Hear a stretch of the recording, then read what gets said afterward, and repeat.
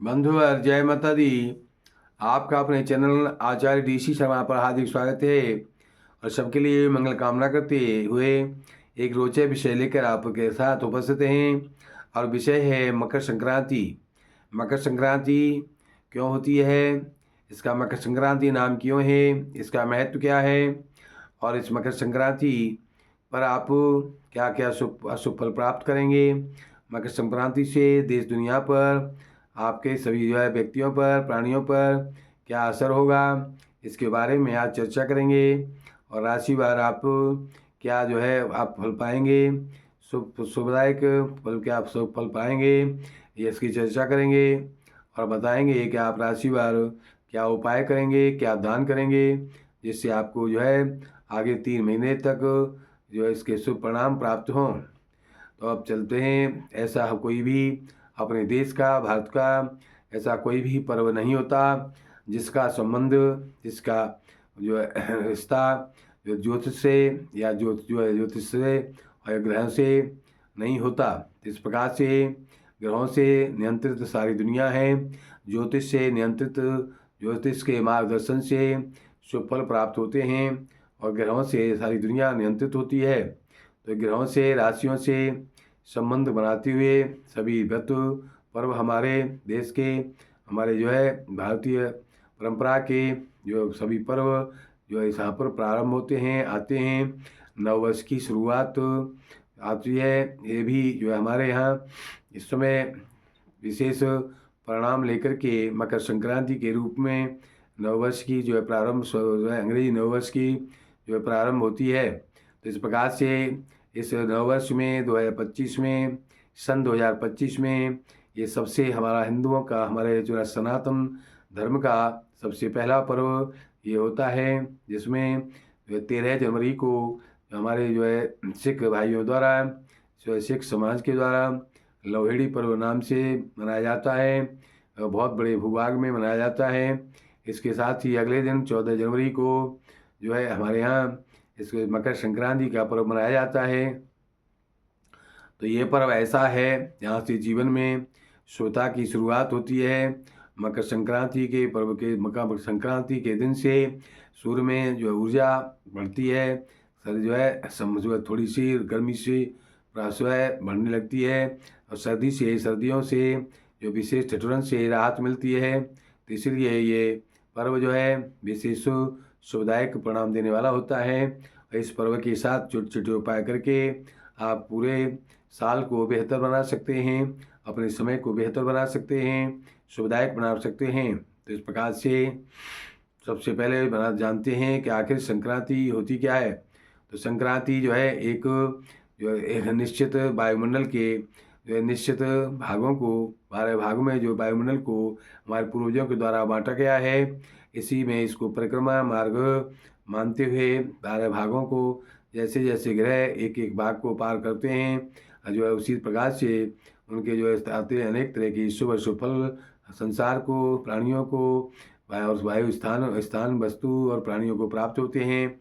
तो ये सूर्य ग्रह, सूर्य इस प्रकार से 12 राशियों पर संचरण करते हैं और ये 12 महीने में पूरा एक चक्र कर लेते हैं। तो एक राशि यानी कि एक भाग से दूसरे भाग में जाने की प्रक्रिया को, जाने की क्रिया को हमारे यहाँ ज्योतिष में इसको संक्रांति कहा जाता है, संक्रमण कहा जाता है। संक्रमण से संक्रांति शब्द बनता है। और संक्रांति के अवसर पर जब सूर्य एक राशि से दूसरी राशि में परिवर्तन करते हैं तो वहाँ पर संक्रांति होती है।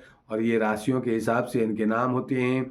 जैसे मेष संक्रांति मेष राशि में सूर्य के प्रवेश करने के साथ मनाई जाती है, मेष राशि मेष संक्रांति। इसी तरह से वृषभ, मिथुन, कर्क आदि, सिंह, कन्या, तुला, वृश्चिक, धनु, मकर, कुंभ, मीन, ये 12 राशियाँ होती हैं। और इन 12 राशियों पर सूर्य के पहुँचने पर, सूर्य के 12 राशि में प्रवेश करने पर, उस राशि के भाग में पहुँचने पर इसको संक्रांति का नाम दिया जाता है। और ये इसका प्रभाव 1 महीने रहता है। लेकिन मेष, तुला और मकर और मेष, तुला और मकर और कर्क, इन 4 संक्रांतियों का प्रभाव अगले 3 महीने तक हमको प्राप्त होता है। जो एक मकर का जो है प्रभाव 3 महीने तक चलेगा। तो ये जो है मकर, कुंभ, मीन के बाद जब संक्रांति आएगी मेष की, तब तक इसका प्रभाव हमको, समाज को, दुनिया को, देश को प्राप्त होगा। तो इस प्रकार से इसका मकर संक्रांति नाम इसीलिए है कि मकर राशि में सूर्य का प्रवेश होता है। यहाँ पर सूर्य संक्रमण होता है। सूर्य की जो चलते हुए, सूर्य की प्रक्रिया चलते हुए, जो रास्ता चलते हुए सूर्य जो है यहाँ पर जो मकर राशि में प्रवेश करते हैं। किसी राशि पर विशेष भ्रमण करना ये संक्रांति कहा जाता है। विशेष उसमें पहुँचना, राशि पर पहुँचना। तो इस प्रकार से ये जब मेष आदि राशियों पर जब जैसे अलग अलग प्रवेश करते हैं, मेष से वृषभ, वृषभ से मिथुन, इस प्रकार से प्रवेश करते हुए आप जो आगे चलते हैं, सूर्य की परिक्रमा मार्ग पूरा होता है। 1 वर्ष इसमें लगता है, 12 महीने लगते होते हैं, 12 राशियाँ होती हैं, 12 संक्रांति होती हैं। तो इस प्रकार से ये जो भ्रमण करते हुए सूर्य हर माह राशि का परिवर्तन करते हैं। इस भर में वर्ष में 12 संक्रांतियाँ होती हैं और 12 राशियाँ होती हैं। तो कुल मिलाकर के इस साल में 12 संक्रांतियाँ होती हैं। सर्वाधिक महत्वपूर्ण जो संक्रांति हैं वो संक्रांतियाँ जो है एक 12 में से 2 संक्रांति सबसे महत्वपूर्ण हैं। एक मेष की और मेष राशि की, और ये जो है एक मकर राशि की। इसके साथ ही कर्क राशि की और जो है मकर जो आपको कर्क राशि की और मकर के बाद में मेष, कर्क और तुला राशि की और मकर राशि की। तो ये 4 जो है संक्रांतियाँ विशेष महत्वपूर्ण होती हैं। यहाँ पर ऋतु परिवर्तन होते हैं।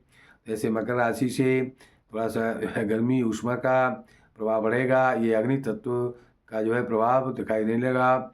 ऐसे ही कर्क राशि की कर्क संक्रांति से जल तत्व का संबंध है और जल तत्व की अधिकता वहाँ पर प्राप्त होने लगती है। इस प्रकार से मकर संक्रांति और कर्क संक्रांति ये 2 बहुत ही विशेष महत्वपूर्ण वर्ष की संक्रांतियाँ हैं। और इसके साथ ही ये जो है जो 14 जनवरी के आसपास होती है मकर संक्रांति, और जो है आपकी कर्क संक्रांति होती है 14 जुलाई के आसपास। तो इस प्रकार से जब ये वहाँ पर परिवर्तन होता है, ऋतुओं का परिवर्तन होता है, जो है समय परिवर्तन होता है, तो इस प्रकार से वहाँ पर जल तत्व की अधिकता बढ़ती है। यहाँ जो मकर संक्रांति में अग्नि तत्व की अधिकता जो है धीरे धीरे बढ़ती है और ये गर्मी का मौसम आने लगता है। इस प्रकार से जो है मकर संक्रांति के समय सूर्यदेव उत्तरायण भी होने लगते हैं। एक विशेषता, खास विशेष बात ये होती है कि उत्तरायण होने से जो है यानी कि ये शुभ समय प्रारंभ होता है। यहाँ से जो मांगलिक कार्य प्रारंभ होते हैं, शुभ कार्य प्रारंभ होते हैं, जो कि अभी तक खरमास के कारण 1 महीने से बंद थे। तो धनराशि की संक्रांति में वो बंद रहते हैं 1 महीने के लिए। तो यहाँ से उत्तरायण प्रारंभ होता है और ये उत्तरायण का बहुत विशेष महत्वपूर्ण होता है। उत्तरायण जो है शुभदायक होता है। उत्तरायण दक्षिणायन 2 प्रकार के ये जो है सूर्य के आयन होते हैं। यानी कि सूर्य जाड़ों में जो है यहाँ से कर्क राशि के बाद से वो दक्षिणायन हो जाते हैं, दक्षिण दिशा की तरफ बढ़ने लगते हैं, और यहाँ से मकर संक्रांति से वो उत्तरायण हो जाते हैं, उत्तर दिशा की तरफ बढ़ने लगते हैं।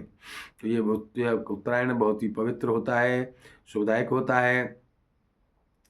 और सूर्य देव के उत्तरायण होने पर इस समय किए गए सभी प्रकार के जो है दान पुण्य के काम और सभी प्रकार के जो है जप आदि जो महत्वपूर्ण जो है शुभ मंगल के जो धार्मिक काम जो है विशेष शुभदायक होते हैं। तो इस तरह से शरीर का त्याग करना भी उत्तरायण की जो है स्थिति में शुभदायक होता है, और दक्षिणायन की स्थिति में जो है आपको जो है शुभदायक नहीं होता है, जो है अशुभ स्थान पर यानी जाना हो सकता है, जो है नरक में जाने की स्थिति बन सकती है। तो पितामह भीष्म ने आपने जो है उसमें महाभारत में आता है, या आपने सुना होगा, पितामह भीष्म उत्तरायण का इंतजार करते हुए काफ़ी लंबे समय तक जो है सरसैया पर पड़े रहे, और जब उत्तरायण प्रारंभ हुआ तभी उन्होंने अपने शरीर का त्याग किया, क्योंकि उन्हें इच्छा मृत्यु का वरदान प्राप्त था। तो इस प्रकार से जब तक उत्तरायण नहीं होता तब तक वो सरसैया पर पड़े रहे। भीष्म पितामह और उत्तरायण आने पर ही उन्होंने अपने शरीर को त्याग किया है। इस प्रकार से क्योंकि स्वयं उत्तरायण होने से स्वर्ग के द्वार खुल जाते हैं, दक्षिणायन आने पर स्वर्ग के द्वार बंद हो जाते हैं, ऐसा जो है शास्त्रों में बताया गया है। तो उत्तरायण आने पर देवताओं की कृपा आसानी से प्राप्त होती है, होने लगती है। और इस प्रकार से दक्षिणायन के शुरू होते ही जो है देवताओं की जो कृपा जो धीमी हो जाती है या प्राप्त होने में जो है असमर्थता उनको जो है प्रकट करते हैं। तो इस प्रकार से मकर संक्रांति का पर्व जो है नदियों में, पवित्र नदी में स्नान करने से प्रारंभ होता है। इस प्रकार से इसमें आप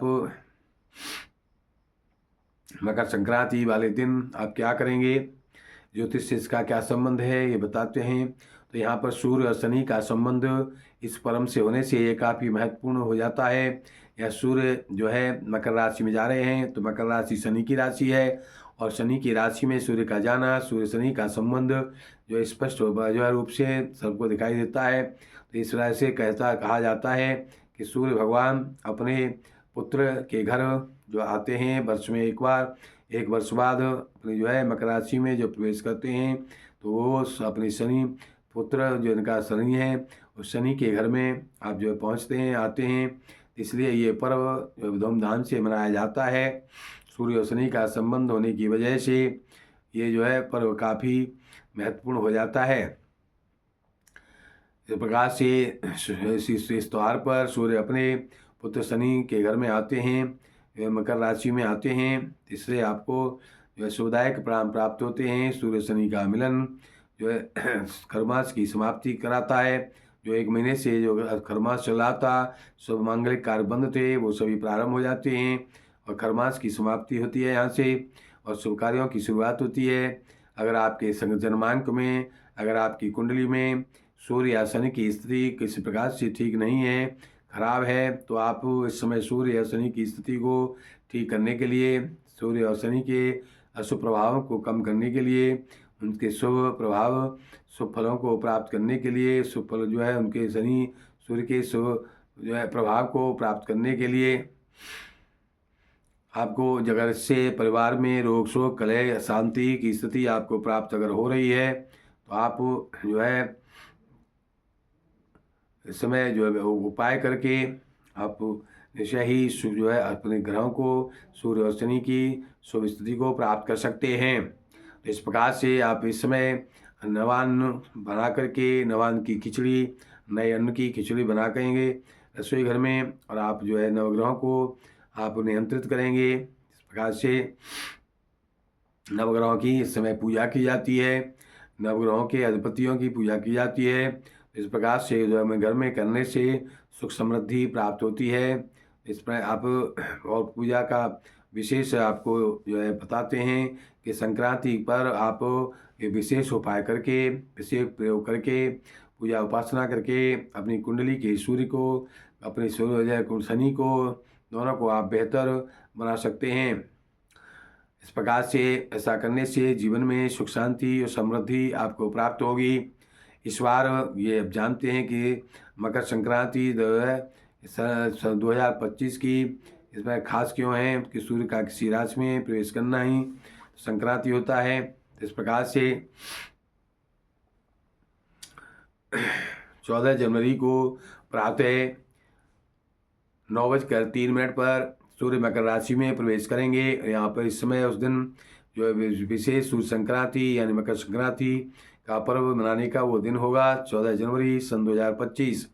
तो इस प्रकार से आप उस समय दोपहर के समय 9 बजे के बाद हुए आप उसको पर्व को मनाने के लिए किसी नदी आदि में पवित्र स्थान पर या जो है जल में गंगा जल बना करके आप स्नान करेंगे, हर हर गंगे बोलते हुए स्नान करेंगे, सुखदायक प्रणाम प्राप्त करेंगे। और इस प्रकार से सुबह 9 बजे से लेकर के शाम के 6 बजे तक आप जो पुण्यकाल जो इसका रहेगा, इस समय में आप दान धर्म जो भी करना है करेंगे, सुखदायक प्रणाम प्राप्त करेंगे। और इस प्रकार से यहाँ पर जो है पुण्यकाल में जो है जप करना, दान करना, ये सभी जो है चीज़ें आपके लिए सुखदायक होंगी। सुखदायक प्रणाम प्राप्त कराने के लिए और दान स्नान करते हुए आप इस ऐसे सूर्य और चंद्रमा इस समय आज समसप्तक होंगे। समसप्तक यानी कि आमने सामने होंगे और यहाँ पर स्वयं चंद्रमा की स्वयं स्थिति सूर्य सप्तम के कारण पूर्णिमा की प्राप्ति भी इस समय हो रही है। पूर्णिमा की अगले दिन ही तो अगले दिन ही संक्रांति की स्थिति होने से पूर्णिमा का प्रभाव भी पूरी तरह से इस संक्रांति पर्व पर रहेगा। तो ये पूर्णता जो देने वाला, शुभ फल देने वाला होगा, बहुत ही संक्रांति को शुभ बनाने वाला होगा। तो इस प्रकार से एक बात यह है कि जो है कृष्ण पक्ष में हो जाने से, कृष्ण पक्ष में आने से भी ये संसार के लिए, सभी प्राणियों के लिए ये सुखदायक परिणाम देने वाली हो सकती है ये संक्रांति। अब बात करते हैं, शनिदेव अपनी प्रिय राशि इस समय कुंभ में विराजमान हैं और आपको शनि की राशि मकर में भी है, मकर भी है। तो यहाँ पर मकर में सूर्य विराजमान होंगे और इसके अगली राशि में शनि विराजमान होंगे। तो इस प्रकार से शनि का सूर्य पर विशेष प्रभाव इस समय होगा, यानी शनि ही जो है सूर्य पर विशेष प्रभाव डालेंगे। शनि की जो है, शनि एक आगे की एक पीछे की राशि पर पूरा अधिकार रखते हैं, 3 राशियों पर बराबर जो है अपना अधिकार रखते हैं। तो इस प्रकार से शनिदेव की विशेष कृपा आप इस समय पूजा पाठ करके, उपाय करके आप प्राप्त कर सकते हैं। इस प्रकार बात करेंगे कि शनि की विशेष कृपा प्राप्त करने के लिए आप इस समय जो उपाय करेंगे, इससे स्वयं शनि से संबंधित समस्याओं का आप समाधान प्राप्त करेंगे।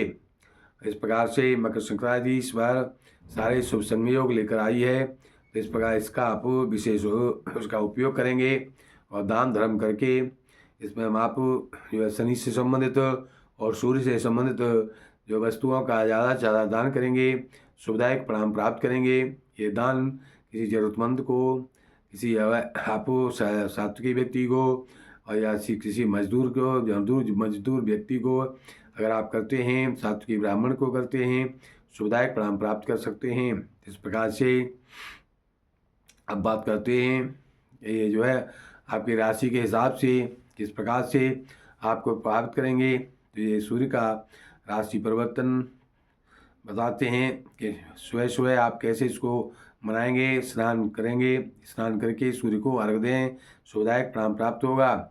इसके बाद में सूर्य और शनि के मंत्रों का आप जाप करेंगे, ओम आदित्याय नमः, ओम सन शनैश्चराय नमः। जो इस प्रकार ज़्यादा से ज़्यादा जाप करके शुभदायक परिणाम प्राप्त करेंगे। इसके साथ ही आप जो है संभव हो तो गीता का पाठ करें। पूरा पाठ अगर नहीं कर सकते हैं तो 11वें अध्याय का ही पाठ करें, शुभदायक परिणाम प्राप्त होंगे। इसके साथ ही आप सूर्य से संबंधित, शनि से संबंधित वस्तुओं का दान करेंगे। कंबल, अन्न, घी का दान शुभदायक होगा इस समय में। और इस प्रकार से आप इसमें जो है सब्जियों का दान, दाल का दान, काली दाल का दान करें, शुभदायक परिणाम प्राप्त होंगे। गुड़ का दान करें, शुभदायक परिणाम प्राप्त करेंगे। और गुड़ के साथ में अगर तिल का दान करते हैं, इसमें तिल का बहुत महत्वपूर्ण होता है दान करना। ये जो है तिल और गुड़ का दान करना इस समय बहुत विशेष महत्वपूर्ण होता है। और इस प्रकार से अगर आप करते हैं तो शुभदायक परिणाम प्राप्त होंगे। आप जो है अपनी समस्याओं का निवारण करेंगे तिल और गुड़ का दान करने से। और इस समय आप एक पीपल के पौधा लगाते हैं तो बहुत ही शुभदायक होता है। पीपल का पौधा सार्वजनिक स्थान पर, किसी नदी आदि के किनारे अगर आप लगाते हैं और उसकी जो है देखभाल करते हैं तो आपकी संतान संबंधी समस्याओं का समाधान आपको प्राप्त होगा। इस प्रकार से भोजन में नए नए अन्न की खिचड़ी आप बनाते हैं, काले उड़द की, चावल की खिचड़ी बनाते हैं, अगर काले उड़द की दाल की खिचड़ी बनाते हैं चावल के साथ में, और इसको आप ज़्यादा से ज़्यादा भगवान को भोग लगाते हैं, ज़्यादा से ज़्यादा उसको आप दान करते हैं, वितरित करते हैं तो आपके लिए बहुत ही शुभदायक परिणाम प्राप्त होगा। इस प्रकार से भगवान को भोग लगा करके प्रसाद रूप में सबको वितरित करेंगे, स्वयं जो प्रसाद रूप में इसको ग्रहण करें, शुभदायक परिणाम प्राप्त करेंगे। और भी जो भोजन आप बना सकते हैं वो बना करके भगवान को अर्पित करेंगे इस प्रकार से, और उसको जो है प्रसाद रूप में बाद में सभी को बांटते हुए स्वयं जो है उसको ग्रहण करें, शुभदायक परिणाम प्राप्त करेंगे। इस प्रकार से राशि अनुसार संक्रांति को दान करने से जो लाभ होगा आपको हम बताएंगे। तो राशि अनुसार आपको किस प्रकार से दान करना है, अलग अलग राशियों पर इसका जो है सूर्य के राशि परिवर्तन का मकर राशि के में मकर राशि में प्रवेश करने से क्या शुभाशुभ प्राप्त होंगे, ये देश दुनिया पर अगले 3 महीने तक इसका प्रभाव जो बने रहेगा। ये जो है सूर्य जब मकर राशि में प्रवेश करते हैं तो अगले 3 महीने तक देश दुनिया की स्थिति जो है प्रभावित रहती है।